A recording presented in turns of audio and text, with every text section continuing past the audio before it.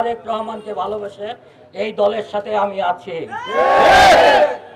আমার প্রতি অনেক ওই সময় সে র‍্যাব দিয়ে আমাকে কুষ্টিয়া ছাড়া করেছিল। এই সেই কুতুবুদ্দিন আহমেদ এই 17টা বছর আমার উপর দিয়ে যে নির্যাতন গেছে, আমি কুষ্টিয়াতে আসলে বাড়িতে র‍্যাব গেছে, পুলিশ গেছে।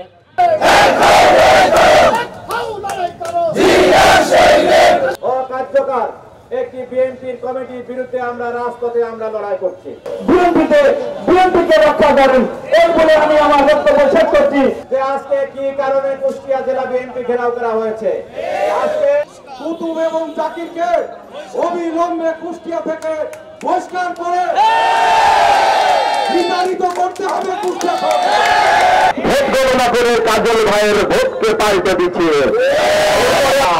কাটিয়ে বেশি আসার পরে আমরা এখানে ছিলাম, এখানে সংগ্রামী নেতৃবৃন্দ আপনাদের প্রতিপক্ষ আহ্বান থাকবে, আমাদের সাথে একটু কষ্ট করেন।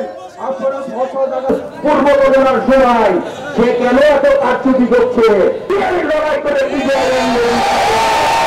এই আশাবাদ ব্যক্ত করে সমাবেশ কেন্দ্রে প্রবেশ করেছে। আমরা সবাই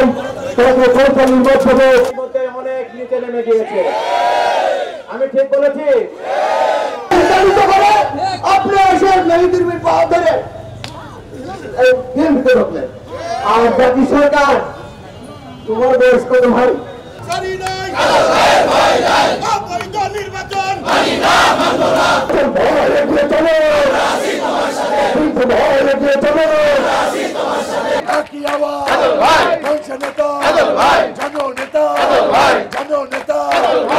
সামনে হরতালের মতন কর্মসূচি আনতে চাই, আপনারা থাকবেন আমার সাথে ইনশাআল্লাহ।